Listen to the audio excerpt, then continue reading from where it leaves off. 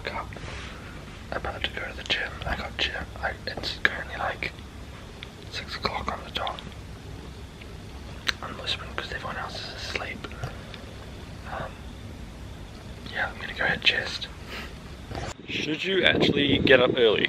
Because for a long time I didn't get up early. I think that's still super productive, but I think the thing about getting up early is there's all this stigma around it. Oh, you have to get up early or else you'll never be successful because Benjamin Franklin got up early, whatever. Andrew Carlisle, all these famous people, Steve Jobs, blah blah blah, like. But then also there's a lot of famous people who didn't get up early. Just because it doesn't matter what time you get up. If you get the same amount of sleep, you're the same amount of hours. I think it's the whole isolation because no one else is doing it and you're being different. Personally, I only really get up early during the uni time. So I try to get up at 6, go to the gym before my classes, about 3 days a week. Sometimes I let myself get up at 7. But the thing is, I didn't account for when I first started doing this. I didn't account for going to bed earlier. It's a bit strange to think, but I would still go to bed at 12, get 6 hours sleep, and I feel like that's maintainable. I used to try and maintain that, but it just doesn't work.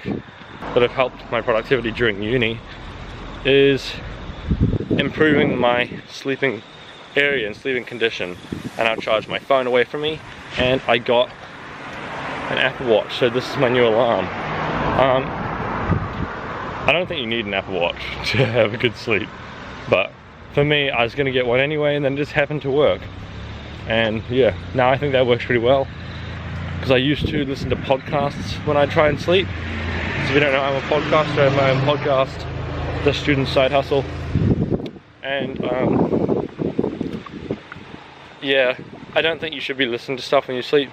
Now I just do it for 10 minutes. I just listen to something, whatever, doesn't really matter, and then just head off to sleep then. And I like the breathe function on my Apple Watch, so today I'm going to do a little bit of a review of the Apple Watch for productivity as a student, because I don't know how useful it is, but I'm just going to try and evaluate it.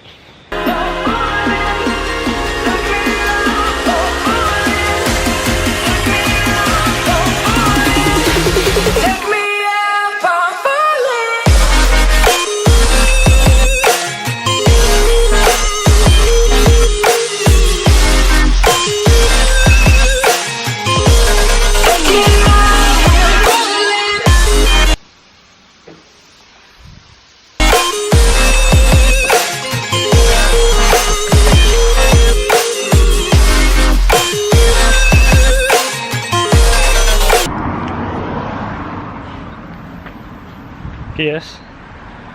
Audiobook all the way to work, all the way to uni every day. I'm currently listening to 12 Rules for Life by Jordan Peterson. He's a controversial but interesting guy. I would recommend you check it out. But yeah, I walk to uni every day just because I don't have a car, so I'm trying to save money. I made a video on that ages ago, but personally, for my lifestyle, I don't need a car. It's a waste of money. It'll only benefit me like a tiny bit, save me like 30 minutes a day for a huge cost. So okay, so I'm just gonna hold you down here because it is windy as fuck, but just finished uni, pretty productive day. I had a 1 hour break. What did I end up doing? I ended up just emailing a few people because I want to do some like editing work for free for some people, to get my foot in the freelance door. Hello, I am now in focus. I guess I should hold it on this side. I'm going to show you my Apple Watch. So basically, as a student, I have configured my Apple Watch in a particular way. The way that I've done that is I've taken, at first I had notifications on for everything, but basically I've taken all notifications off, and I make sure that I use Apple Calendar. And I use a lot of, someone's calling me, hold up. So basically I use a bunch of Apple programs. Apple Calendar, I do use Apple Reminders, but really I use Todoist, or Todoist, apparently that's how it's pronounced. Because they both have Apple Watch apps, so I can check stuff on the Apple Watch. And I find it surprisingly useful just for a lifestyle thing. Like, it's a big difference if you're in class and someone sends you a text, because I keep texts on, you can just check your phone. Okay, yep, they said blah blah blah. Then you can reply if you want to with just your watch without pulling out your phone like wapow. Nope. Like this is a pen, this is not anything weird. Yeah, basically it's mainly just a lifestyle thing.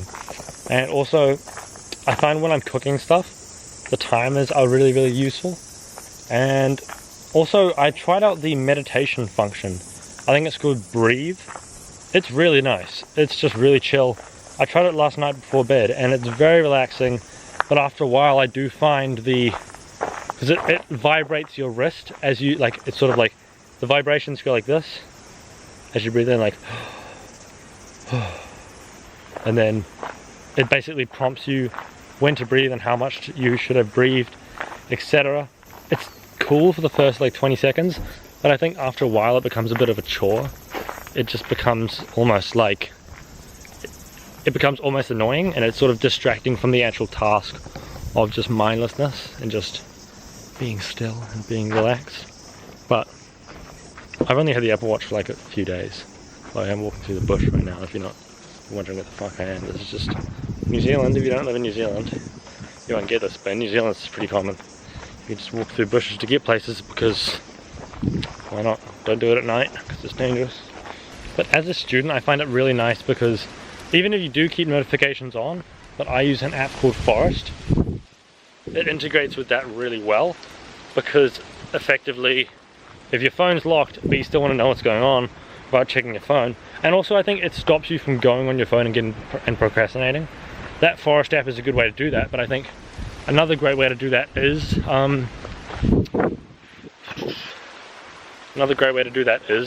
using an Apple Watch, because using an Apple Watch, you don't have that like, oh, I'm gonna play on my Apple Watch for half an hour. That is not something you really just like play on or like go scroll Instagram. Like, you can do those things, but it's just not really like enjoyable.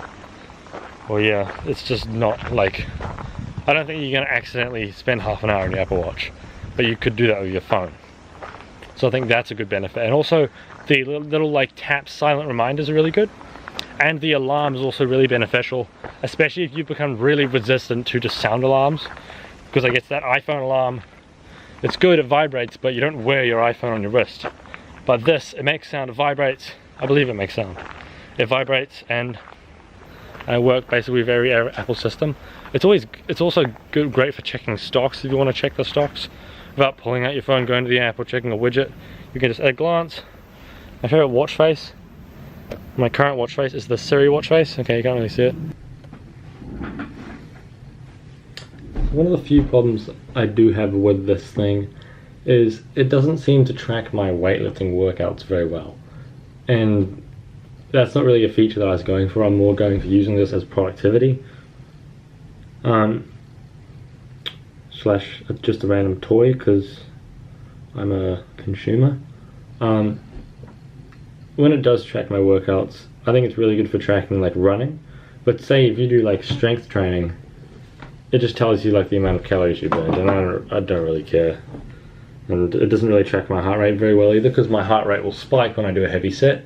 Then it's a long rest, heavy set, long rest. Like it just.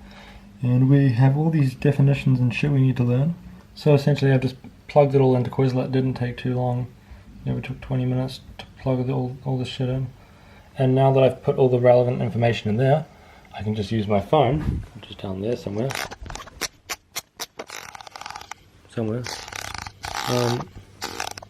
Which is down there.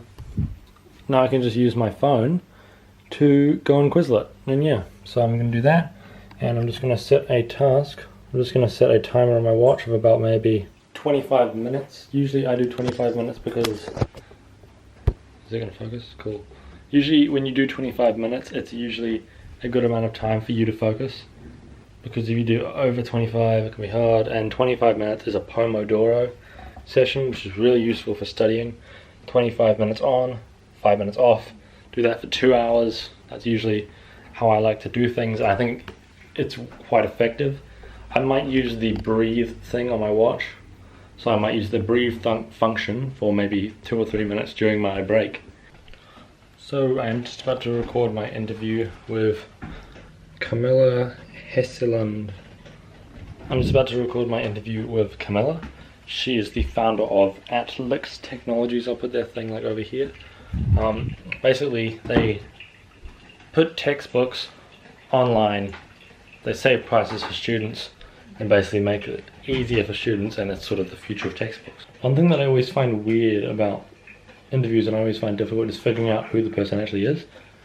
Like, that sounds weird, but figuring out what they do, what kind of things I should ask them, what kind of things I shouldn't ask them, and also figuring out like what they do. Like, it's hard to know whether this company is this huge massive company, billions of dollars in sales, or whether they like have just sold a few books, they're just starting. Like, it's hard to sort of know that. But yeah, she was actually a university dropout, which she dropped out of university to found this app, this company, which I think is really interesting.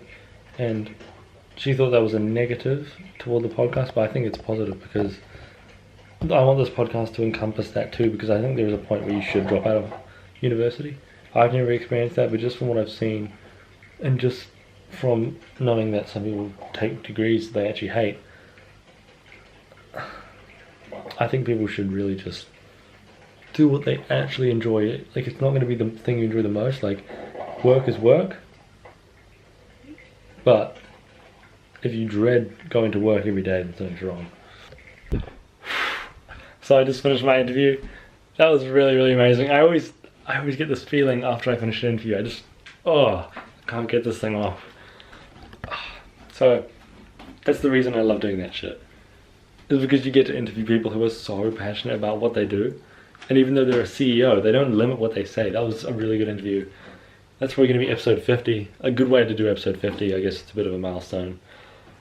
I might even just end the vlog here. But yeah, this is a typical day of what I've done. My schedule will be somewhere on here. I schedule my day every day. During uni, out of uni, I don't schedule. That was only 40 minutes, but it was really good. Really intense 40 minutes. Talked about a lot of things and a lot of opinions on education and school and doing what you love from the point of view of someone who's founded a company that's worth a fuck ton. Hope you guys have an amazing night. Thank you very much for watching. And I'll see you guys in the next vlog or the next video. I'll be recording a full day of eating on Sunday. That'll probably be up on Monday, but yeah.